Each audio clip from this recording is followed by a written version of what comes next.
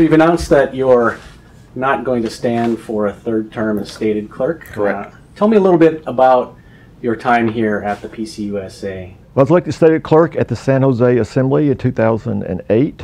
That was the assembly where they also approved gracious dismissals, gracious separation policy, which a commissioner resolution brought. So that's been part of what's happened over the years, only one part of what's happened over the years. At the same time, that assembly also did some work and reflection back to the committee that was working on the revision to the Book of Order. So that process went on and eventually would be completed at the next assembly. That assembly wrestled with a lot of things, like all the assemblies have that I've been a part of, and the church has. But the church has also done some really good things over those years. We've included the Belhar Confession as part of the Book of Confessions. We have come to the end of a 40-year debate about inclusion of LGBT people in our church, both ordination first and then with marriage in the last spring. So there have been some things that have started and some things that have come to a conclusion those times. So it's been an interesting time. And you've been a minister in the PCUSA, or the Presbyterian Church, for Right. 35 years, 36, I guess, this year. Right. What are some of the biggest changes you've seen in the church in that time? Right. Well, yesterday I was on an email exchange with a friend of mine. We were both examined for ordination the same day, 36 years ago. I've been friends ever since. And we were wondering whether they would still pass us if they knew how we were going to turn out. One of the biggest changes, of course, is the number of women who are teaching elders. We only had one woman in those days at one church that was an installed teaching elder. So that's been a big increase. And with ruling elders, too, that's made a big difference. I think worship has changed in some places a lot, in some places not so much. When I was first ordained, Sunday morning was at least shirt and tie minimum, not so much anymore. Everybody was trying to different ways to get youth involved. They're still doing that. I think we're on the third hymnal since I was ordained, so that's been a big change. So there's lots of changes like that. And I think when you go out and talk to church congregations, and I try to do that as much as I can, there's a lot of stuff that's still the same as far as people trying to live out their faith and meet today's world. People are trying to learn more about the Bible. I taught an adult Bible class at the church here in town, Anchorage, for over 10 years. Average age was somewhere close to 100, I think, and they still wanted to learn. So all that's still going on in the church. When we think about young people coming into the church, we think about new ways to reach them or ways to be relevant. Right. There's a lot of talk about that. Right. As you think about engaging young people and young adults in the church, what are some of the things that are attractive about the Presbyterian Church that can bring them in? Well, I think one of the things, this is what Brian McLaren has told me many times, is that the younger generation really care about the world and really care about it being a better world. They care about justice, they care about the environment, they care about all people. So the Presbyterian Church is about that. We've been about those issues for a long time. So we sort of have the apparatus there for them to come and get involved. I think young folks want to be part of something that's meaningful, and I think we have that to offer to them. I think part of it is we have to be willing to not require them to start at zero, but to really fully engage them from the get-go and listen to them and what they have to say. My daughter is a Generation X, but she says the millennials are more like the generation of the First World War, and that they really care about beauty, and they care about things that really have value, and so I think we have that to offer them too. You mentioned in your departure letter that the PCUSA is entering a new chapter that requires new leadership. What does that chapter look like, and what are the characteristics of the leadership that need to come into that time? Well, the church, and its response to this 40-year debate we've had about including LGBT people in it, made a church decision about it, and that is what they valued the most was everybody still being in the church. They didn't pick one side or the other. They made it possible for people who think LGBT people but the most loving thing to do is to change them, or the most loving thing to do is to accept them, and both those folks are welcome in our church. And so now that we've made those kind of decisions, I think we need to figure out what kind of church that really is. Who are we in this church of the 21st century? Mainline churches are they're all struggling one way or another. But I think it's not a good analogy, but I think I'm more of the explorer pioneer group, and I think we need some settlers now to help define what this community is that we've built now that we've gone through these long discussions and debates about who we are as a church. Is there hope that those people who are opposed to LGBT inclusion are going to stay part of the church? We've seen a pretty big exodus, but is there hope that they're going to stay? Well, that's my hope. I mean, I grieve every congregation that's left because I think we're less because of that, and I think they are less because they're not part of us. So I hope a lot of folks stay. I think a lot of folks are at least anecdotally, a lot of folks are making the decision to stay because they just, even though they may not agree with what's been done, they know that they can still live their congregational life the way they want to. And I think there's some sense that some of the things that we do say are important are still important to them, and they want to be a part of that. So I think they're very much part of this church this chapter that we're in, and I hope they stay around. You mentioned that each church or each session is able to make a decision about what level of inclusion they're comfortable with. Right. I heard a critique of that being that at some point that was also held true for women's ordination, right, and then it became a requirement. Right. Do you see a time when that becomes a requirement, LGBT inclusion? Well, people often bring up the Kenyan case and wonder when we're going to Kenyanize this. First off, this is a different book of order than the book of order they had when the Kenyan was decided. So it's a different thing. And specifically around marriage, the language is very specific that no one's going to be required to perform marriages, as though you could do that anyway. I mean, the shotgun marriage is a thing we joke about with couples, but there's no shotgun marriage where the minister is the one that has a shotgun aimed at them. So I don't see a time when it's going to be made mandatory. I do, right? So, yeah. Some people, at least recently on social media, are saying that your decision not to stand for the third term as stated clerk is tied to any number of troubles the PCUSA has experienced recently, from losses of churches and members, the controversy surrounding ordination of LGBT clergy and marriage, the attention given to the boycott, sanctions, and divestment movement, financial woes, the investigation into the 1001 new worshiping communities, and we can probably go on. How do you answer the critics that you're leaving at a time that's right for new leadership and not just getting out while you can? In my first church after reunion, there was a group that seriously tried to take that church out. They stopped giving money. I was being paid $100 a week. My board of pension dues were in arrears, threatened to be cut off.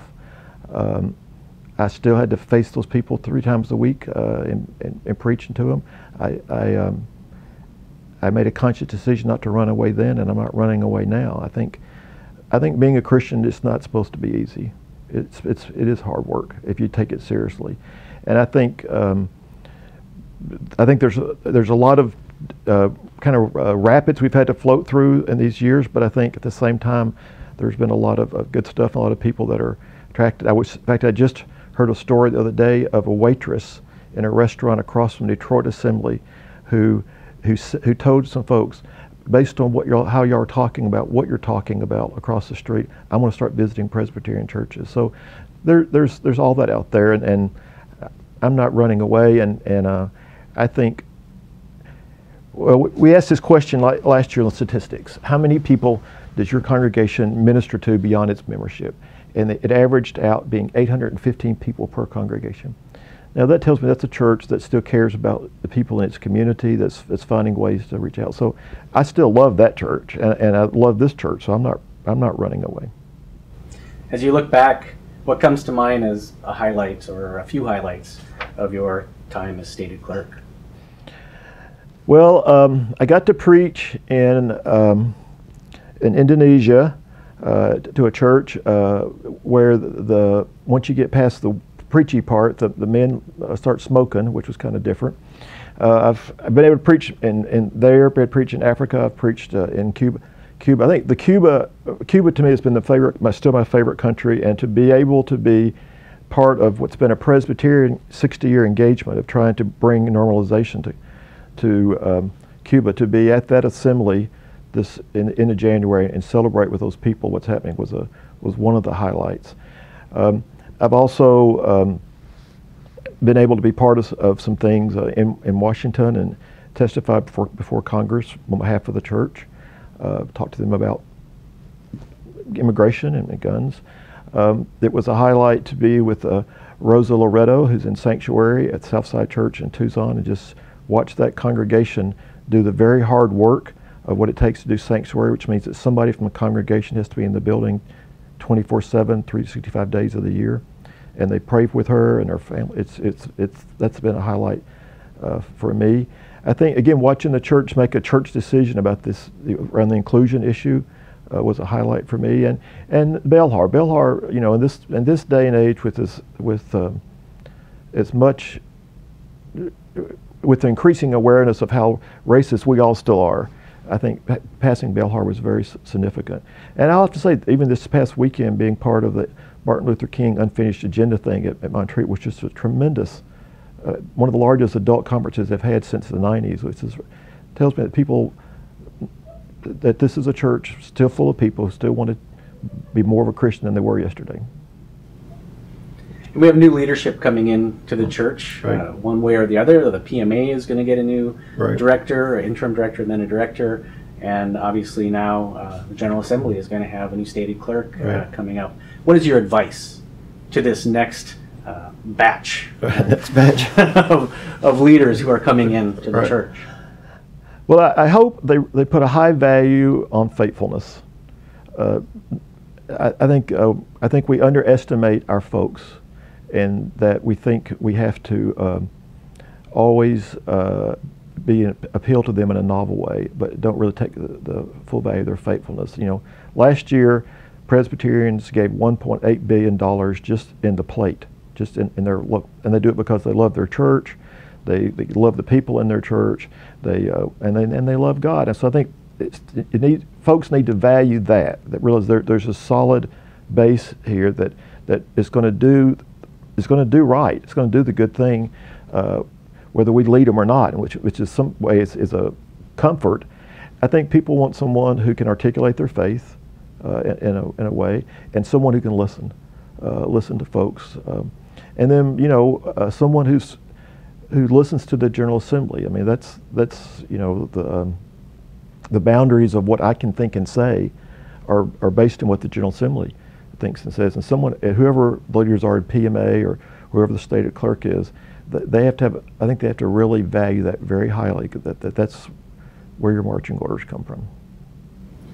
Now, you don't have a crystal ball or anything, but what do you think some of the upcoming challenges? I mean, given that some of the other challenges you just talked about have been resolved by the General Assembly, what do you think the next theological or social or political issue that the church deals with?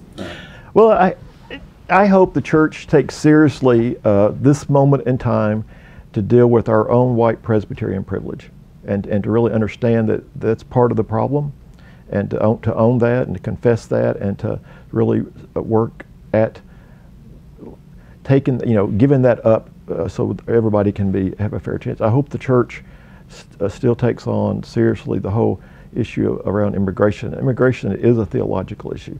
I mean, the Bible is very clear about how you treat the alien, and even Jesus Christ himself was an undocumented immigrant in Egypt. So we have to take it as a serious matter for us. I think we'll continue to as we always have as Presbyterians, wrestle about what does God's Word say to us today, and how do we read it, and how do we listen to it. And I think part of what I hope happens in the next couple of years or so is that we find some language as a church that sort of becomes our mantra. It's how we understand who we are right now. We really don't have that language in a way that just sits in our head real easily, but to find some language that says this, we're Presbyterians, and that means that. So I hope that's something that the new leadership, and that's one of the challenges for the church. When you talk about racism and immigration, and looking at all of, or not all, but most of the mainline churches, they tend to be at least 90% right. Caucasian. Right. How is it possible that the church will either gain membership or gain partnership? Often it seems difficult that just opening the door and saying all are welcome isn't a Right. thing that brings immigrant communities in, isn't a thing that brings in communities of color. Right. What does that look like to be a more inclusive church, even in the whiteness of it? Right. Well, I think we have to separate those two issues. I mean, I think being an inclusive church, I mean, we have all kinds of barriers about that. It's not just about people of color, but it's about socioeconomic. That's our biggest barriers, people being part of our church. But I think we have to separate trying to get more members and the whole issues around racism and around immigration. I mean, I think if we work at those issues real hard, then we may become attractive to other people, but we shouldn't work at those issues just to add new members to our church. I don't think that would be the faithful thing to do. So what's next for you? Retirement, other ministry opportunities, traveling the world? What's the plan? We will move back to Tennessee, where we share a farm with my mother-in-law, and we'll be closer to our children and our grandson.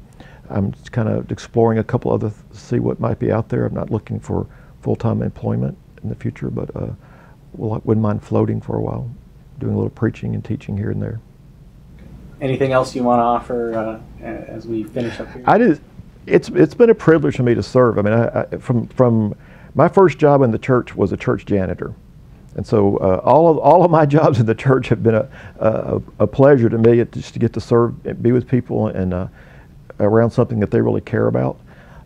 And I think I've just been honored to be able to be part of that. And whoever gets to sit in the big chair after me, I hope feels that same sense of honor and the support and the encouragement that I get every day. I mean, there are more good emails than bad emails, so I hope they get to enjoy that too.